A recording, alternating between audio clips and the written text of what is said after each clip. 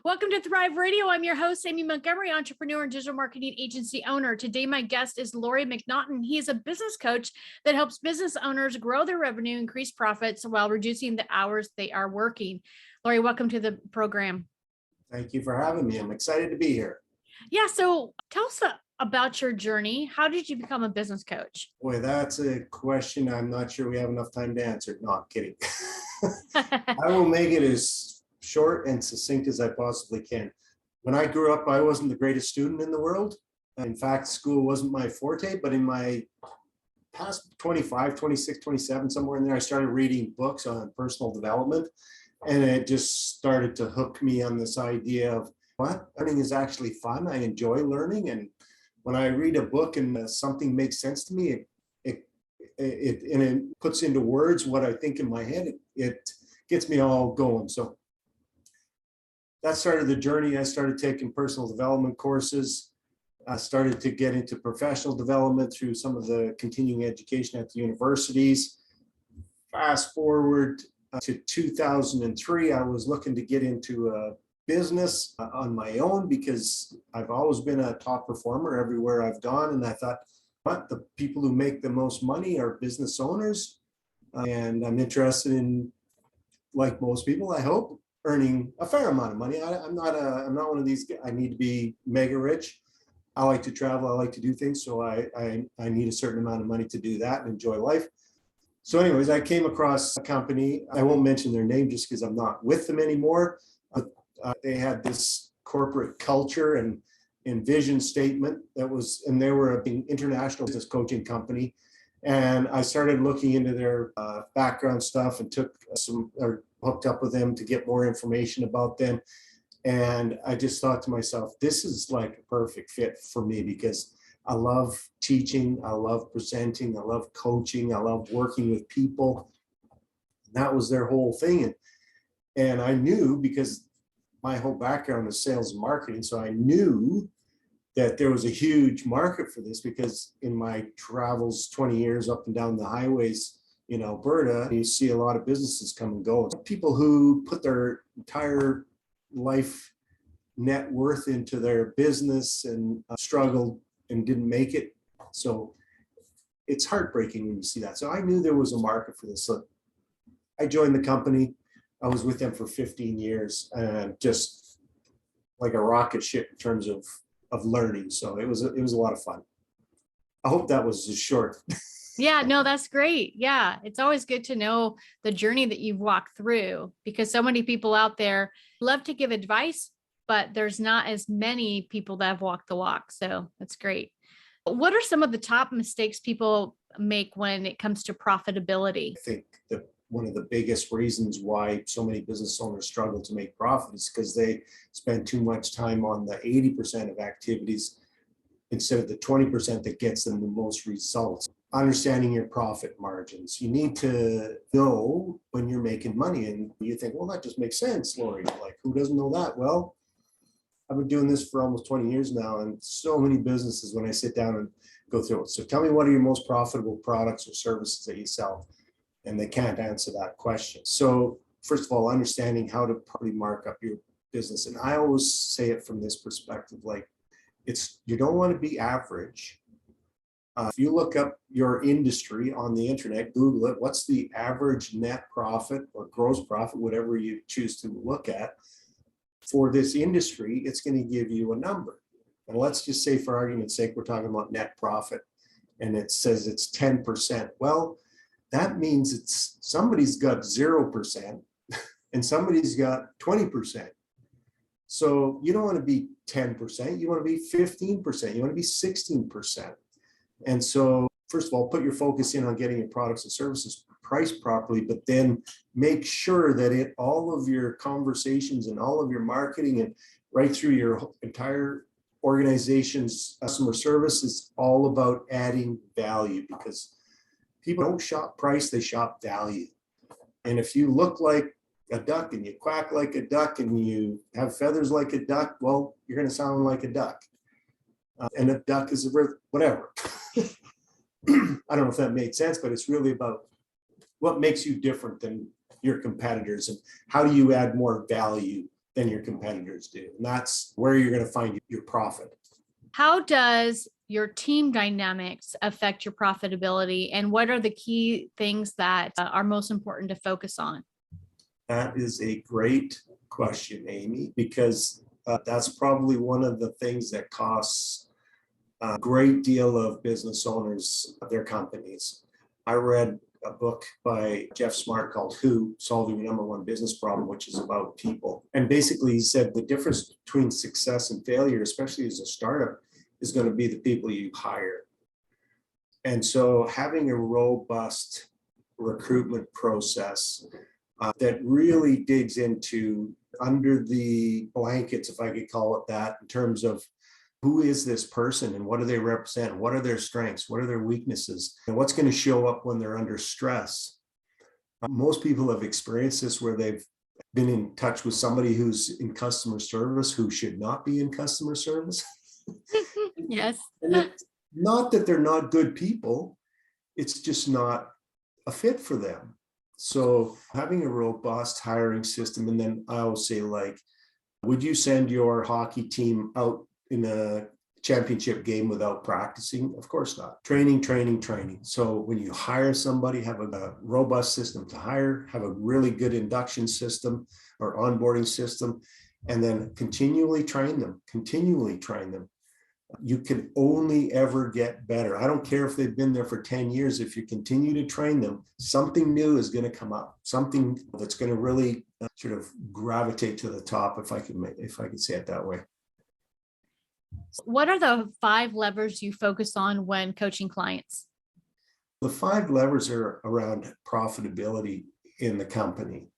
And so they are, first off, is lead generation. When I'm talking about the levers, I'm talking about the levers of profitability. How do you create more profit in a company?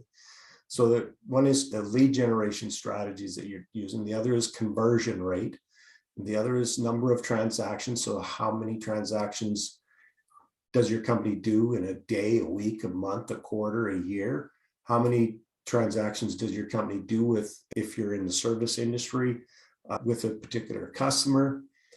And then average dollar sales. So that really boils down to when somebody comes in to buy something, they don't just buy what they initially thought was the only reason they came in there. And then the other is profit margin.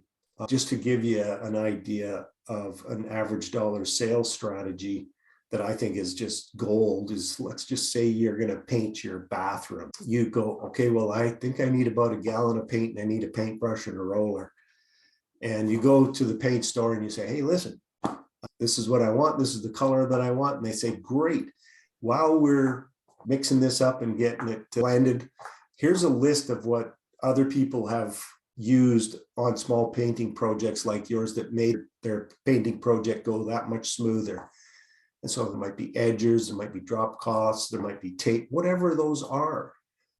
That is just a perfect, beautiful strategy because that person gets to go home with everything they need to do their painting project and have fun do it. And they spent an extra $10, $20, $30 with you. And if you multiply that by 1,000, you start to see the value in that. So the 5 levers are number of leads, conversion rate, number of transactions, average dollar sale, and your profit margin. And I always start with profit margin because, like, if I go through your company and we can take $10,000 out of your cost of goods sold and $10,000 out of your expenses, that goes right to the bottom line. And then I want to go to conversion rate because I don't want to waste good leads. Prospects, I want to make sure that I know what I'm doing and my team knows what they're doing, or your team if I'm working with you, to convert those people. Because if you have 10 people who your conversion rate is 2 out of 10, 20%, and you increase that to 40%, you can see the power of that right away. So those are the 5 levers. I hope that answered your question. Yeah, definitely. And so let's talk about the 80-20 rule, because you hear this kind of phrase floating around a lot, but not many people actually give a definition to what that 20% is. So from your perspective, is the most profitable focus for a business? The 20% would be different for different businesses. Like if you're a small mom and pop operation, your 20% is going to be different than if you're like I'm working with a client now that their company did $26 million last year. His 20% is completely different than what their 20% is. But I mean, I love the 80-20 rule. Basically, for those of you who aren't completely clear on what that means, is like literally, and I love the way that I read this one time, and it said 20% of the people who go to a picnic will eat 80% of the food. 20% of the people who go to a party will drink 80% of the booze, and that will become evident shortly thereafter. The point of it is like, if you're like the CEO of a multi-million-dollar organization, your 20% is strategic. It's like, what markets are we going to go into?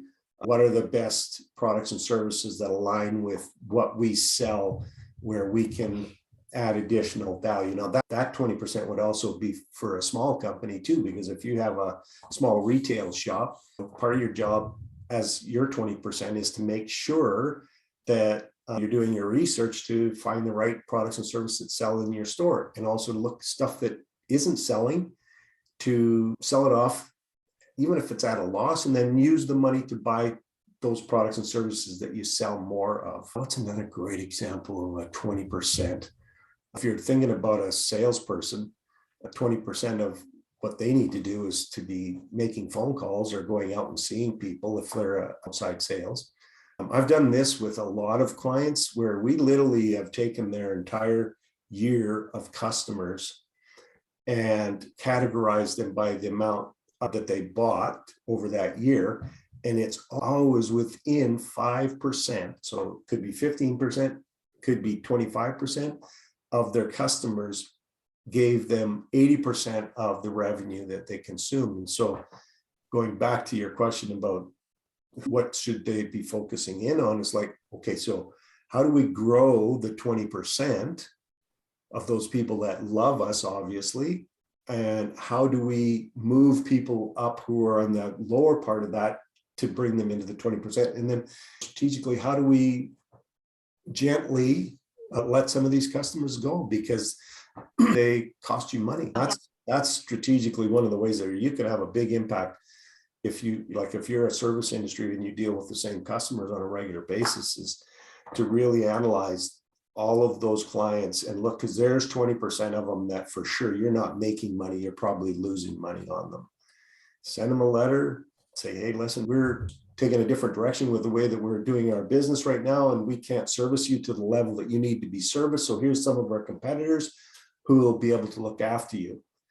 And then put your sales team and your marketing team on focusing in on those ones that are at 20%. And you got to do some research around that, if that makes sense. Yeah, I like that, because I remember talking to somebody that he did web development, and he built a solid business. He had been in business for quite a while, making quite a bit of revenue. But when he first started out, he just went out and just got whatever clients he possibly could and really did not charge enough.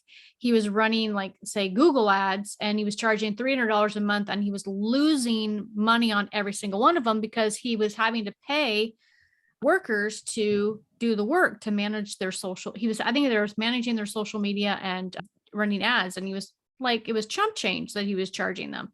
Yeah. And he really needed to let them go, but he was like, oh, but they were so loyal to me. I'm like, yeah, because you're so cheap. But yeah, to your point, they were actually costing him money. And so, yeah, I think that's really important to think about when you're building your business, because I've even had other people say, oh, like about retainer fees. If you're going to charge a retainer fee, oh, you could charge a retainer fee of $125. And it's like, yeah, for what? Like, how much work am I going to have to do for that 125? Because that's really not a lot of money. So important to be able to think all that stuff through and make sure that your pricing is consistent with keeping your business going. Yeah, absolutely. Certainly part of the 20% of business owners is to understand exactly what their target market is and market to those people. That your marketing language needs to market to those people and get those people's attention. What are some of your client success stories? So I've been at this for a while. I love a bunch of my clients. I've worked a lot in the construction industry. And so One of my clients was a renovation company, and he was doing a little less than $1 million in revenue, and he was paying himself like next to nothing and not making a profit. And we worked together for about 2.5 years. And he went to, and actually in the first year, went to 1.5 million. But one of the strategies that we did with him right out of the gate was continually raising his prices because he wasn't charging enough money and he wasn't getting any pushback from anybody. So we talked about this, like you got to raise your prices to the point where you start to get a little bit of pushback from people saying, wow, that's a lot of money. And it has to be a significant amount of people saying that. It can't be one person go, oh, that's too much. It has to be, if you had 100 leads and 25% of them were telling you that you were too high, well, you might think about that, start to adjust things at that particular point. First of all, we streamlined a lot of things. We systemized a lot of things. We took him from sort of looking like a contractor that was just flying by the seat of his pants, that one that was highly organized. He had documentation every step of the way, and he would go through the documents with all of his clients. And yeah, he just did all kinds of great things and built up a beautiful culture. In fact, I was invited to one of their Christmas parties, and he had created what we call his core values or his culture statement or whatever. And at one point during the evening, so I think he had about a dozen core value statements. 12 people individually got up and recited one of these core values. It was a touching experience. Like I noticed for certain, his wife had a tear in her eye, and I'm pretty sure Doug had a tear in his eye as well, because he felt like because Doug was very much a people person, and he wanted the people who come to work for him to have an exceptional experience. Another guy that I worked with also in the construction industry, his dad passed away, and so he ended up taking over the business, and it was a pretty good business. But it had, some of the sales had dropped down considerably, and we sat down together the first time, and it was just, I think, just shy of 9 million. And then I can't remember if it was 3 years later, somewhere in there, 3.5 years later, it was 18 million. So it grew dramatically. And then at that point, we changed the strategy to put more focus in on the profitability of the company and grow the profits. I've got a plethora of smaller businesses that were somewhere around the 500,000, getting them up to 1.5 million, 2 million, starting to pay themselves nice money. When I talk to clients, I always say top line is vanity, bottom line is sanity. So yeah, it's nice to say I built a $2 million business or a 3 million or a 5 million or $10 million business. But if you don't make any profit, it's a whole lot of energy for nothing. So I like hyper focus in on profitability, because I mean, business, it's funny, it's not much different than your home. When you start to make more money, you somehow seem to spend more money. Yes. So their expenses start to grow, and went from 500,000 to 1.5 million or 2 million, but they're not making any more money. That's not right. That's not the way it's supposed to work. I got one more that I'll share with you because I kind of like it. For anybody's company out there that does a lot of transactions and you sell a lot of products or small services or whatever, this guy had a car wash and a gas station and a convenience store that did 13,500 transactions every month between all of these things. And so we just focused in on his average dollar sale and brought it up by $2.47. Multiply that by 13,000, you start to see the power of that. I can name one more because I love it. He was working 7 days a week. He owned a drywall contracting company. So he was the company between the subcontractors and the builders. And he was working 7 days a week. He won't mind that I share this with him. He was about, I don't know, 50 or 60 pounds, maybe more, overweight, and just struggling to get by. Well, in 2015, he had his most profitable year ever. Did $9 million in revenue and close to $1 million in profit. And now this guy, I think he weighed about 260. He weighs about 160 now. And on any given day, one of his Facebook posts is going to be him climbing a mountain someplace. So guys like that, I really appreciate that part of it. I mean, I love to grow the business, but I also think of the family unit a lot.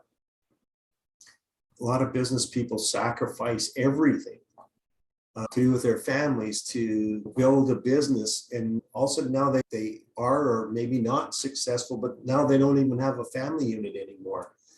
And so I really get excited. Like I say, out of the almost 100 clients that I've worked one-on-one with, have seen over $100 million in revenue increase and a 52% increase in profitability. But what I like most is about a 54% reduction in the amount of time they're spending at work. So that's a pride point for me, because families are important. They're more important than everything else. I like what you pointed out, that sometimes it doesn't have to be a grand shift, but when you can make small shifts to increase revenue, then you can still produce dramatic results. That's what I like. Yeah, absolutely. When I do a presentation, I talk about just a 10% increase in each one of those levers, but that produces a 46% increase in revenue and a 63% increase in profits, because it compounds. One thing to understand about growing a business is if you increase leads and increase your conversion rate and you increase what you charge them and you sell them more when they come and you cut your costs, it goes up exponentially. So what do you think has been your truth that has gotten you this far in your journey? I think the one that probably comes to mind more than anything is to, first of all, understand that all that I've learned in my entire life, which there's 400 books on this bookshelf, and there's probably another 100 in my phone.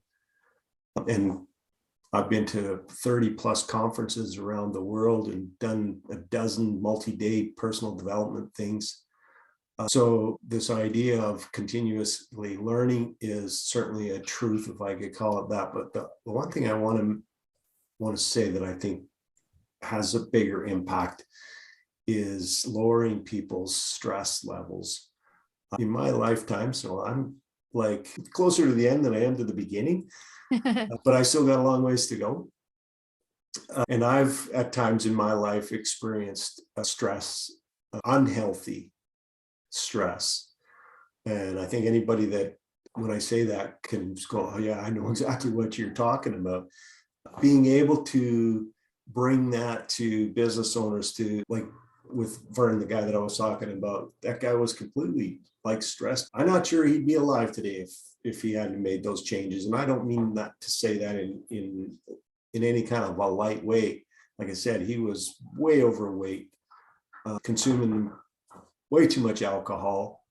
Now he doesn't drink at all, and he's having a blast with his life. So I gotta say, my truth is that I love the idea that when I work with business owners, I can move most, if not all, of that stress, because stress melts away when you start to think differently about things and understand things differently, because it's not just about the pieces of a puzzle that you put together to grow a profitable business, but also to start to look at what are the most important things to me in life. That kind of thing, because then that's when you start to reevaluate stuff and look at things from a different perspective. One more question. If you were able to give yourself one piece of advice when you first started out, what would it be? Don't take myself so seriously. And I think most people have heard that before. Life is a journey. It's not a destination, because the destination is a pine box. Yeah, right. So to have fun, just to have fun along the way, I would say that probably is the most important thing that I've learned. I like that. So, Laurie, if there are people that are listening that would love to work with you, what is the best way to contact you? Probably the best way is just to email me. It's Laurie at lauriemcnaughton.com. I can spell that out. Laurie at Laurie. McNaughton is spelled McNaughton. I will also put all of your links down below so people can get a hold of you. Thank you so much for coming on today and sharing your expertise. Thank you for inviting me. I got to say, I really enjoyed it. And I hope that some of the information that I provided, whether anybody decides to seek me out for some coaching or not, I hope that it adds some value to your life and your business. Definitely. And if you're listening and you want more information about this podcast or upcoming shows, you can visit acalltothrive.com. Thank you, everyone, and have a wonderful week.